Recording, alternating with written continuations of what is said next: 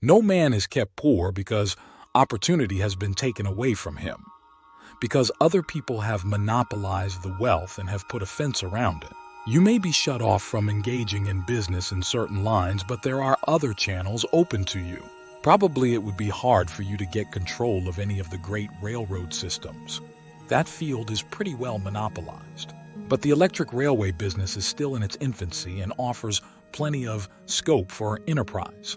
And it will be but a very few years until traffic and transportation through the air will become a great industry, and in all its branches will give employment to hundreds of thousands and perhaps to millions of people. Why not turn your attention to the development of aerial transportation instead of competing with J.J. Hill and others for a chance in the steam railway world?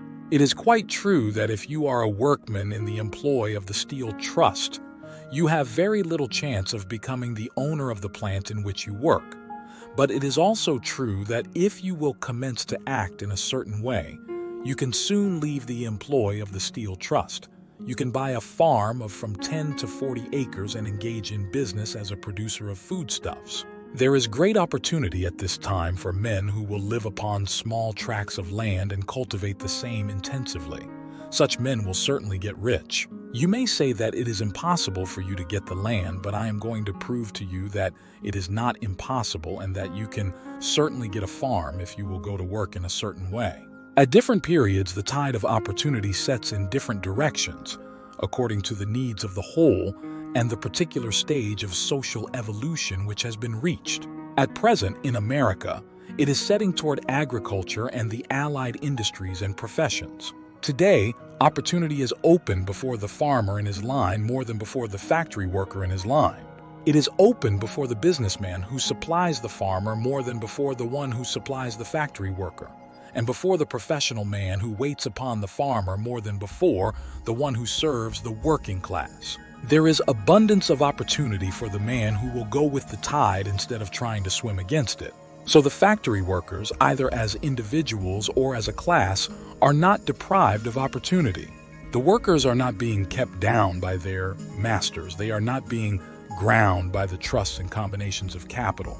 As a class, they are where they are because they do not do things in a certain way.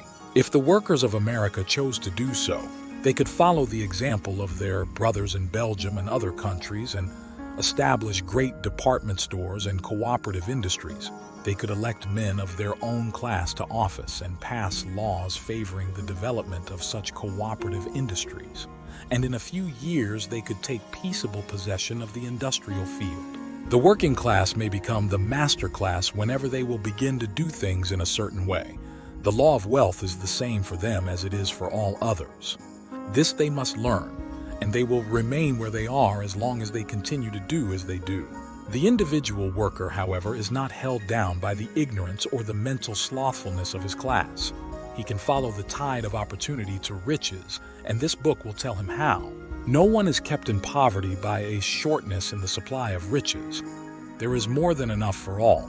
A palace as large as the Capitol at Washington might be built for every family on earth from the building material in the United States alone. And under intensive cultivation, this country would produce wool, cotton, linen, and silk enough to clothe each person in the world finer than Solomon was arrayed in all his glory, together with food enough to feed them all luxuriously. The visible supply is practically inexhaustible, and the invisible supply really is inexhaustible. Everything you see on earth is made from one original substance, out of which all things proceed. New forms are constantly being made, and older ones are dissolving, but all are shapes assumed by one thing. There is no limit to the supply of formless stuff or original substance. The universe is made out of it, but it was not all used in making the universe. The spaces in, through, and between the forms of the visible universe are permeated and filled with the original substance, with the formless stuff, with the raw material of all things. 10,000 times as much as has been made might still be made, and even then we should not have exhausted the supply of universal raw material. No man, therefore, is poor because nature is poor, or because there is not enough to go around. Nature is an inexhaustible storehouse of riches. The supply will never run short. Original substance is alive with creative energy, and is constantly producing more forms. When the supply of building material is exhausted, more will be produced. When the soil is exhausted so that foodstuffs and materials for clothing will no longer grow upon it, it will be renewed or more soil will be made.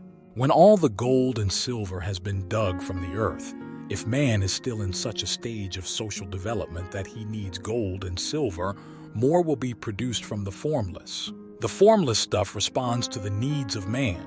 It will not let him be without any good thing. This is true of man collectively. The race as a whole is always abundantly rich, and if individuals are poor, it is because they do not follow the certain way of doing things which makes the individual man rich. The formless stuff is intelligent. It is stuff which thinks. It is alive and is always impelled toward more life. It is the natural and inherent impulse of life to seek to live more. It is the nature of intelligence to enlarge itself, and of consciousness to seek to extend its boundaries and find fuller expression. The universe of forms has been made by formless living substance, throwing itself into form in order to express itself more fully. The universe is a great living presence, always moving inherently toward more life and fuller functioning. Nature is formed for the advancement of life. Its impelling motive is the increase of life. For this cause, everything which can possibly minister to life is bountifully provided. There can be no lack unless God is to contradict himself and nullify his own works. You are not kept poor by lack in the supply of riches. It is a fact which I shall demonstrate a little farther on that even the resources of the formless supply are at the command of the man or woman who will act and think in a certain way.